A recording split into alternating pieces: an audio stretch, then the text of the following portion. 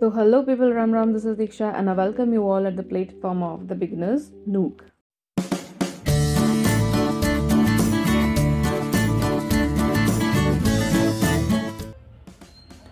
So here's the fifth video of the channel जिसमें हम वर्णमाला कंटिन्यू कर रहे थे. दिस वॉज योर इंडेक्स जिसमें अभी भी वर्णमाला ही हम लोग करेंगे थोड़ा सा आगे. ओके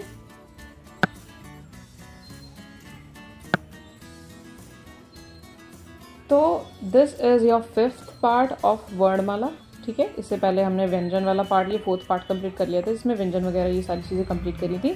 अब इसके बाद केवल एक छोटा सा पार्ट और रह जाएगा, सिक्स्थ पार्ट, फिर आपका ये वर्णमाला चैप्टर बिल्कुल कंप्लीट. ओके तो इस वाले चैप्टर में हम देखने वाले हैं उच्चारण स्थान. तो वो बच्चे जो पहली बार उच्चारण स्थान ये नाम सुन रहे हैं वो समझ लें उच्चारण स्थान होता क्या है. जो अभी तक हमने वर्णमाला पढ़ी है स्टार्टिंग से लेके क ख ग घ या फिर क क्ष त्र ज्ञ तक पूरी, तो वो जो वर्ड हम लोग लेटर्स बोल रहे थे वो कहीं ना कहीं मुंह में किसी न किसी पार्ट को टच करते हुए आ रहे थे. ठीक है, जैसे कुछ वर्ड्स गले से बोले जा रहे थे, कुछ मुंह की छत पे लग रहे थे, कुछ दांत से बोले जा रहे थे, कुछ ओंठ की सहायता से बोले जा रहे थे. तो इन सब के क्या है, वर्णों के उच्चारण स्थान है अपने अपने, है ना. तो अब वही देखेंगे बस कि वर्णों के उच्चारण के स्थान कहाँ कहाँ हैं. ओके ना, देख लेते हैं. फर्स्ट इज कंठ. अब कंठ का मतलब क्या होता है, गला, या फिर कंठ्य लिख के आएगा या फिर कंठ, दो चीजें लिख के आ सकती है, कंठ्य या फिर कंठ. ओके तो कंठ या कंठ है, उसका मतलब क्या है, गला. गले से जो वर्ड्स लेटर्स बोले जा रहे हैं वो क्या है, हमारे कंठ्य में आएंगे. ओके साउंड करके साथ साथ देखते जाओगे. ओके अ साउंड करना, अ. क्या गले के अलावा कहीं पार्ट से, किसी भी पार्ट से, मुंह के पार्ट से टच हो रहा है क्या, नहीं. अ किसी भी पार्ट से टच हुआ, नहीं. अह का वर्ग पूरा, क ख ग घ. अब का वर्ग का क्या है, जीभ का जो पिछला हिस्सा हमारा है वो कंठ के क्या है, अगले भाग से टच हो रहा है. बोल के देखना और मुंह पे थोड़ा सा मुंह के अंदर जहां से साउंड निकल रहा है उस पर थोड़ा सा फोकस करना. क क्या गले के आगे भाग से तो टच हो रहा है और जीभ की पीछे वाला पार्ट टच हो रहा है, क ख ग घ, है ना. तो ये भी कंठ हो गया, का वर्ग पूरा. ठीक है, ह बोल रहे पूरा सीधा साउंड निकल रहा है, ह.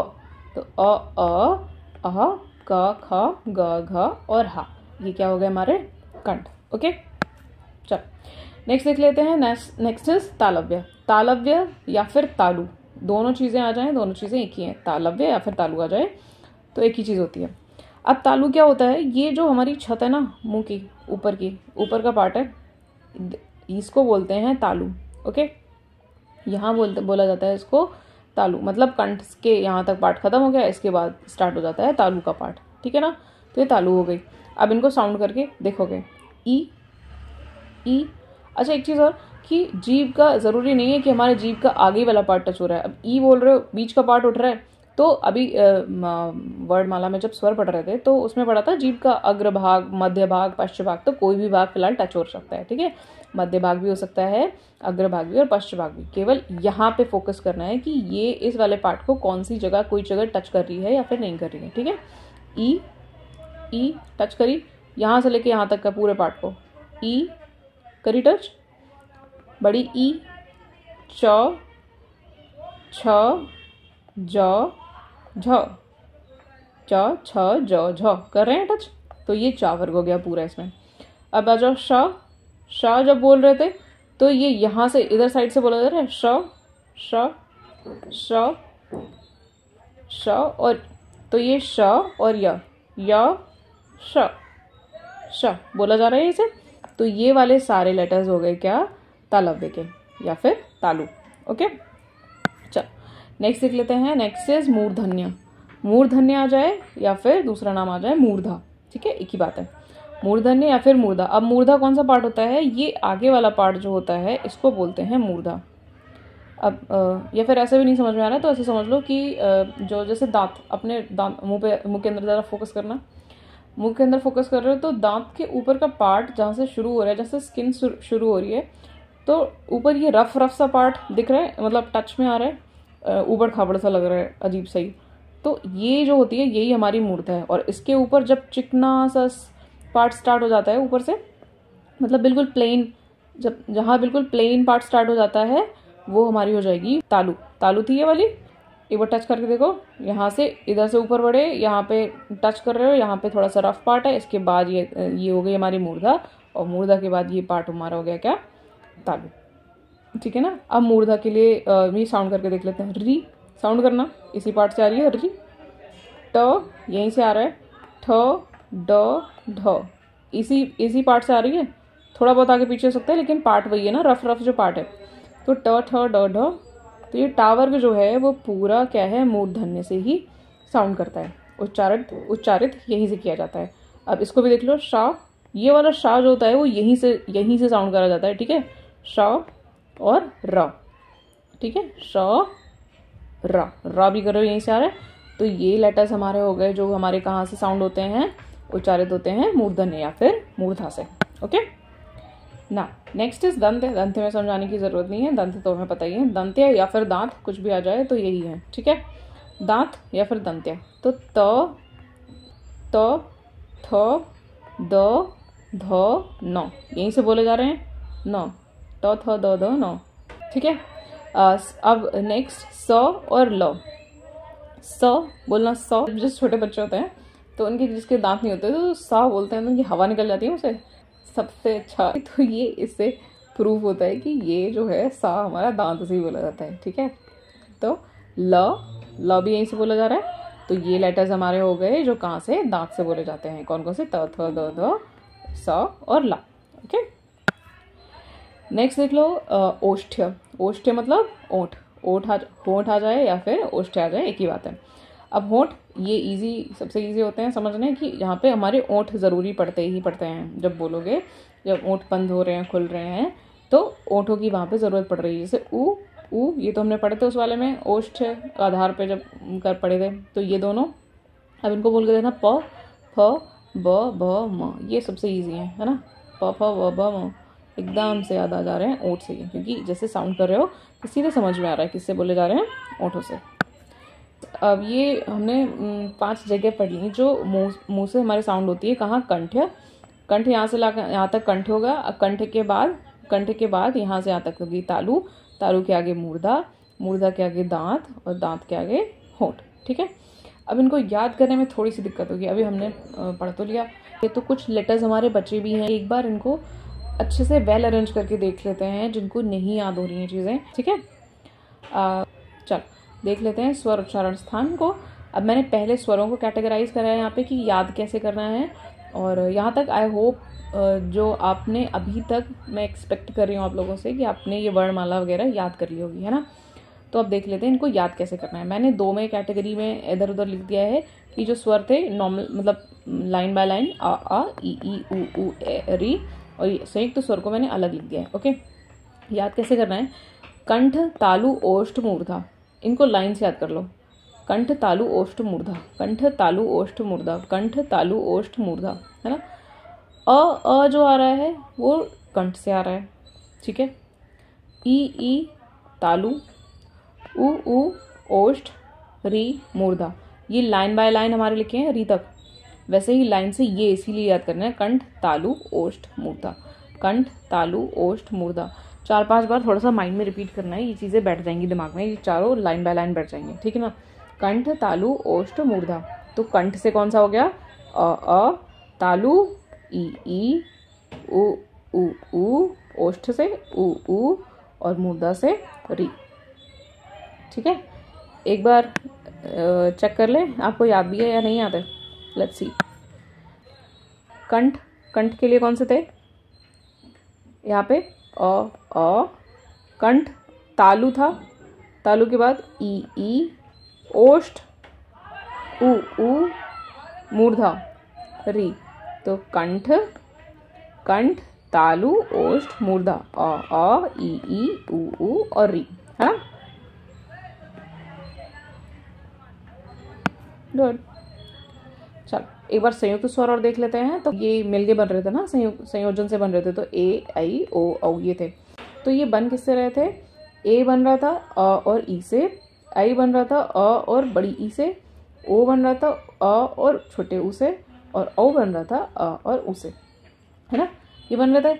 अब ये अ का उच्चारण स्थान मैंने कौन सा पढ़ा था, अ का उच्चारण था कंठ, तो कंठ हो गया। अब ई का कंठ के बाद कंठ तालु ओष्ठ मूर्धा, मूर्धा पढ़ा था हमने, कंठ तालु ओष्ठ मूर्धा, तो कंठ के बाद तालु आ रहा था तो तालु। अ और ई तो कंठ और तालु, तो ये कंठ तालु बोले जाएंगे। तो ये कहाँ से बोले जाते हैं? कंठ और तालु। ए जो बोला जाता है कंठ से भी साउंड आ रहा है और तालु से भी आ रहा है, ठीक है ना। ऐसे ही अ और ई कंठ तालु। अब ये ओष्ठ ओ वाले में आ जाओ। ओ किससे था? अ और ऊ से। अ की उच्चारण स्थान था कंठ और ऊ का उच्चारण स्थान क्या था? ओष्ठ। यही तो था, कंठ तालु ओष्ठ मूर्धा। तो ओष्ठ था तो कंठ और ओष्ठ, तो इनका ओ का उच्चारण स्थान है कंठ और ओष्ठ है। अब इनको शॉर्ट में भी या फिर प्लस में भी लिख के आ सकता है, या फिर अलग से सीधा कंठ तालव्य लिख के आ सकता है और कंठोष्ठ लिख के आ सकता है, ठीक है। दोनों में से कोई भी चीज़ें आ सकती है, याद रखनी है ये चीज़ आपको। तो आई होप ये वाली भी याद हो गई होगी। ये वाली हुई कंठ तालु ओष्ठ मूर्धा, लाइन से याद रखनी है। अ ई उ री कंठ तालु ओष्ठ मूर्धा। और ए आई ओ औ के लिए ए, अब इनको इनसे ही निकाल लेना है सीधा सीधा कि अ का मुझे पता है अ ई से मिलकर बना है, तो कंठ और तालु, कंठ तालु, ये दोनों कंठ तालु से हो गई। और कंठ ओष्ठ ऊ आ रहा है दोनों ओ, तो कंठ ओष्ठ कंठोष्ठ, ठीक है। कंठोष्ठ, कंठ तालव्य, कंठोष्ठ, है ना। चल हाँ, अब देख लेते हैं जो स्पर्श व्यंजन हमने करे थे सारे, ये रहे हमारे स्पर्श व्यंजन। अब स्पर्श व्यंजन को एक बार देख लेंगे, याद कैसे करना है। सबसे पहले तो ये जो लास्ट वाले हैं ना पंचमाक्षर, इनको याद कर लेना है कि नासिक किसे बोले जाते हैं। नाक से सब बोले जाते हैं, नाक बंद कर लो, बोल के देख लो। अंग ओ ण न म, दिक्कत हो रही है ना बोलने में, नाक बंद कर लेते तो दैट मीन्स ये नाक से बोले जाते हैं। तो ये पंचमाक्षर या फिर नासिक। अब जो उच्चारण स्थान लिखे आएगा ये नासिक के, तो कौन से हो गए? ये वाले। कौन से हो गए? ये वाले हो गए हमारे नासिक के। ओके, अब हमने पैटर्न कौन सा याद करा था? कंठ तालु ओष्ठ मूर्धा। अब इसमें लाइन से तो आ नहीं गए हैं, तो एक चीज देखना, कंठ तालु ओष्ठ मूर्धा और ये दंत, तो वहां पे हमने पढ़ा था कंठ तालु ओष्ठ मूर्धा। तो कंठ के हमें पता है line by line, first line थी कंठ की हो गई, ठीक है। नेक्स्ट हो गई तालु की, फिर कंठ तालु के बाद क्या था? ओष्ठ। ओष्ठ था थर्ड। अब ओष्ठ में हमें ये क्लियरली हमें खुद ही पता है, हमें इनके याद ही करने की जरूरत नहीं है कि ये प फ व म ओठ से ही तो बोले जाते हैं। तो कंठ तालु ओष्ठ स्किप हो गया जो हमें याद है। उसके बाद हमें मूर्धा याद आ जा रही है, तो कंठ तालु ओष्ठ, उसके बाद मूर्धा। मूर्धा में ट ठ ड ढ ण, ये ट ठ ड ढ ण जो ये मूर्धा वाली सॉरी ट वर्ग है ये पूरा, ये हो गया हमारा मूर्धा का, ठीक है। तो कंठ तालु ओष्ठ मूर्धा। अब फिर लास्ट में रह गया दंत। दंत ये हमें पता है त थ द ध न सब दांत से ही बोले जाते हैं, तो ओंठ और दांत का हमें खुद से ही पहले से ही याद है। तो इसको कैसे याद करना है? जो पिछली वाली स्लाइड में हमने पढ़ा था कंठ तालु ओष्ठ मूर्धा, वही पैटर्न याद रखना है। तो पहला याद रखना है कंठ कावर, तालु चावर, कंठ तालु ओष्ठ, ओठ का हमें पता है प फ ब ब म, मूर्धा ट ठ ड ढ ण, और फिर दांत, बाद में दांत, क्योंकि ये वाला याद है कि स्पर्श व्यंजन में यही सारे होते हैं। अब यही तो वर्ग रह गया हमारा स्पर्श व्यंजन में, तो ये वाला हमारा त थ द ध न हो गया दांत। ये हमें पता है दांत से बोला जाता है ना। आई होप शायद क्लियर हो गया होगा इतना तो, ठीक है ना। अच्छा, इनमें जो साउंड थी, देखो एक चीज़ देखो कि ये कितने ज़्यादा तरीके से, मैंने बोला था ना हिंदी वर्णमाला बड़ी पैटर्न से लिखी गई है, तो कितना पैटर्न देखना। जब हम लोग स्वरों को पढ़ रहे थे तो छोटा आ, बड़ा आ, छोटी ई, बड़ी ई, मतलब जो पहले मूल थे वो लिखे गए, फिर इनसे जो बन रहे थे वो लिखे गए, उनके बाद योगवा लिखे गए, जो यहाँ स्वर और व्यंजन दोनों के बीच की कड़ी थे, मतलब कितने लाइन बाय लाइन लिखे गए। पहले कंठ, फिर तालु, फिर ये, फिर मूर्धा से टच हो रहा है, फिर दांत से हो रहा है, फिर ओंठ से दिख रहा है। तो कितनी पैटर्न में चीज़ें लिखी गई हैं। जो हिंदी भाषा को बड़े वो मतलब पिछड़ी लैंग्वेज समझते हो ना, ये सोच के देखो कि जिस लैंग्वेज की वर्णमाला इतने तरीके से लिखी गई होगी, तो इसकी हिस्ट्री कैसी रही होगी। जो साल दर साल इसको, जब से अंग्रेज आए, ब्रिटिशर्स आए, तब से हमने उसको इतना गंदा समझ लिया है कि हाँ बहुत लो लैंग्वेज है ना। हिंदी हमारी इंग्लिश से लाख गुना अच्छी लैंग्वेज है। हिंदी को अगर इंग्लिश से कंपेयर कर दो तो इंग्लिश की कभी अल्फ़ाबेट्स देख लेना, ABCDEFG ये सब लाइन बाय लाइन लिखे हैं। वाउल्स और कॉन्सोनेंट सब इकट्ठा लिख रखे हैं, पता ही नहीं है कहाँ क्या लिख रखा है, बस उठा के यहाँ से लिखना चालू करा, Z तक खींच दिया। अब नेक्स्ट देख लेते हैं कि क्या है। अब बच्चे केवल हमारे श श स ह और ये य र ल व, है ना। स जो बोल रहे थे हम, स दांत की तो हेल्प से बोल रहे थे, दांत, तो दांत आ जाए या फिर दंतमूल। अच्छा एक चीज़ और, ये मैंने 4 क्यों वर्ड्स लिखे हैं कि कभी कभार क्या होता है, कभी वर्ड्स से दे दिया, कभी मसूड़े, तो अभी इसको नहीं समझना है, ठीक है। मैं इसको थोड़ा सा कट कर दे रही हूँ, ये साके ऊपर नहीं है, मैं अभी इस पे बात कर रही हूँ कि ये दांत, दंतमूल और वर्ड्स मसूड़े क्या है। तो क्या है कि कहीं पे भी वर्ड्स लिखा है तो वर्ड्स का मतलब हमें क्या समझना है कि ये मसूड़ों की बात कर रहा है, ठीक है। मसूड़े मतलब जो ये दांत हमारे हैं, दांत की जो जड़ है ना, दंत मूल, इसीलिए इसको दंतमूल भी बोलते हैं। दंत मतलब दांतों का, मूल मतलब जो ओरिजिन है, जहाँ से दांत स्टार्ट हुए हैं, उसी को बोलते हैं हमारे मसूड़े भी बोलते हैं, ठीक है। दंतमूल आ जाए, मसूड़े आ जाए या फिर वर्ड्स आ जाए, तो वर्ड्स से वैसे तो बोलते हैं दांतों के पीछे का कठोर भाग जो हिस्सा होता है उसी को बोलते हैं वर्ड्स से, लेकिन फिर इसको भी मतलब वही चीज़ है, मसूड़ों में ही कंसिडर करा जाता है इसको, है ना।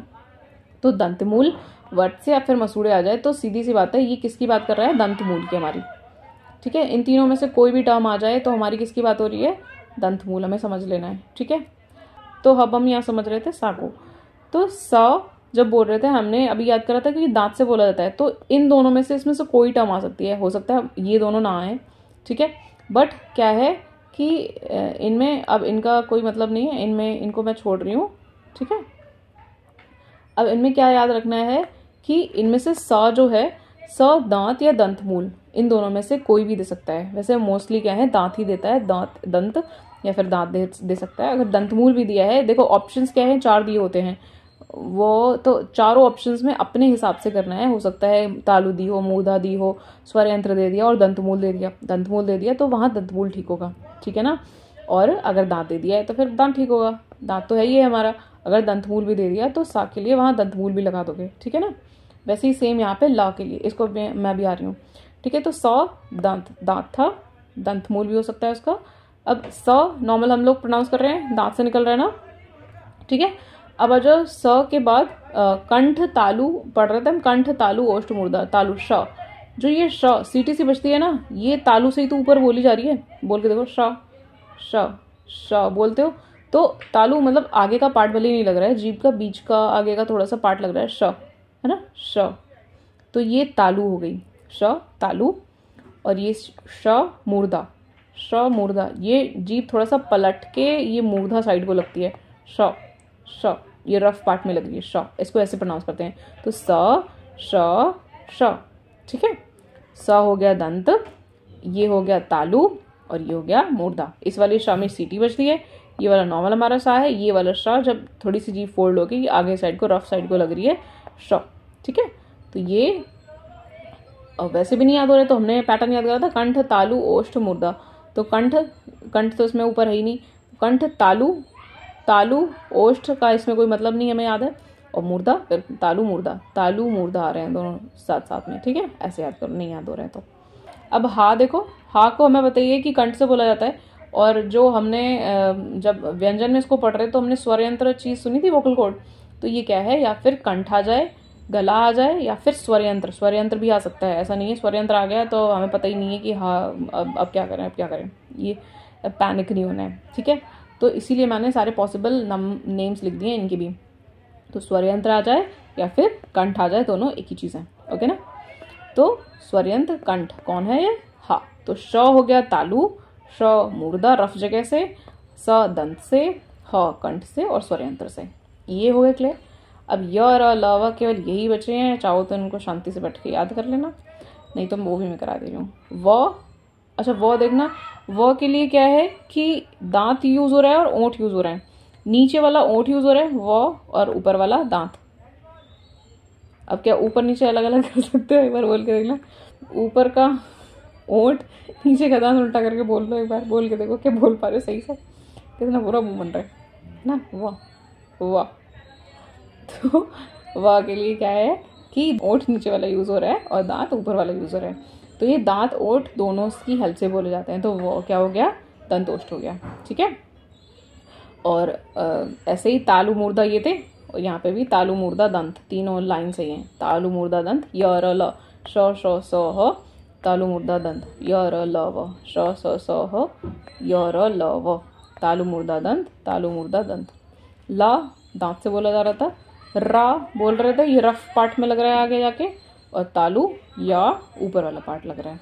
ठीक है ना। इस स्लाइड में क्या करा है मैंने, सारे लेटर्स को एक साथ लिख दिया है। अब उनके उच्चारण स्थान आपको देखने हैं कि आपको याद है या नहीं है। ये सेल्फ चेक है आपका, देखना एक बार आपने याद करे हैं, जो याद रह गए हैं कुछ अभी तक या नहीं। ओके, पहला है, यहाँ मैंने क्या करा है, यहाँ पे मैंने लिखे हैं स्वर अलग अलग लिख रखे हैं मैंने, और यहाँ पे लिखे हैं जो स्पर्श व्यंजन थे और बाकी बचे हुए व्यंजन यहाँ पे थे। ठीक है, जिसमें एक ही ब्लैक नहीं हो पाया है। ठीक है, फर्स्ट इज कंठ। एक चीज याद करो एक बार, पहले क्या बताई थी, स्वरों से स्टार्ट करा था हमने, कंठ, तालु, ओष्ठ, मूर्धा, ऐसे करे थे। तो कंठ के लिए हमने क्या याद करा था, अ और अ है ना। कंठ तालु, तालु के बाद ई आ रही थी, ई आ गई। ओष्ठ, कंठ तालु ओष्ठ, ओष्ठ ऊ आ रहे थे, दोनों ऊ आ गए। मूर्धा, कंठ तालु ओष्ठ मूर्धा, मूर्धा में री आ रही थी हमारी। ठीक है, कंठ और तालु से मिलके कौन सा बन रहे थे, अ और ई से मिलके ए बन रहे थे, ए दोनों ए आई, तो ये दोनों आ गए। कंठ और ओष्ठ, कंठ और ओष्ठ, अ और ऊ से मिलके ओ और औ बन रहे थे, ओ और औ आ गए। ठीक है, ओके, हमारे सारे लेटर्स पूरे, मतलब स्वर पूरे हो गए। अब इसमें जो आगत ओ था, आगत वाला भी इसमें आएगा, क्योंकि ये ओ दोनों साउंड एक से ही करते हैं लगभग, तो ओ भी कंठोष्ठ में आ जा रहा है। और ये इसका अह जब कर रहे हो कंठ से निकल रहा है साउंड, अह हो गया। ठीक है, नासिक अंग, हमें पता था ये नाक से ही बोला जाता है। तो ये स्वर शायद क्लियर हो गए होंगे। अब आ जाओ इस वाली कैटेगरी पे, जो थे हमारे ये कौन से स्पर्श व्यंजन, है ना। चलो देखते हैं याद है या नहीं याद है। इसमें हमने क्या करा था, कंठ तालु ओष्ठ मूर्धा से तो याद करा था, लेकिन हमने क्या करा था, कंठ तालु पहले रखे थे, ओष्ठ हमने स्किप कर दिया था बीच में, क्योंकि हमें ओठ पता था। कंठ तालु ओष्ठ और फिर मूर्धा। तो चलो देख लेते हैं इसमें याद है या नहीं याद है। कंठ वाले के लिए क वर्ग था हमारा, तो क ख ग घ किसमें आ गए हमारे, कंठ में। Very good. तालु में च वर्ग था, कंठ तालु ओष्ठ मूर्धा लाइन से कंठ तालु याद करे थे, कंठ तालु मतलब चा वाले आ गए। ठीक है ना। ओष्ठ से हमें पता था कि क्या बोला जाता है नीचे, ओष्ठ से प फ ब भ म वाली लाइन थी। गुड ना। नेक्स्ट लाइन थी उसके बाद मूर्धा रही, कंठ तालु ओष्ठ मूर्धा, मतलब चा के बाद कौन सा आता था, क ख ग घ च छ ज ज ट ठ ड ढ, तो मतलब ये वाली कौन सी आई हमारी, ट ठ ड ढ, है ना। अब उसके बाद बचे हुए नासिक के हमें बताते, पंचमाक्षर पढ़े थे हमने, इनके पीछे वाले सारे पढ़े थे, जो वो थे कौन से, पंचमाक्षर नासिक के। तो ये वाले कौन से हो गए हमारे, नासिक के सारे, पीछे के सारे, है ना।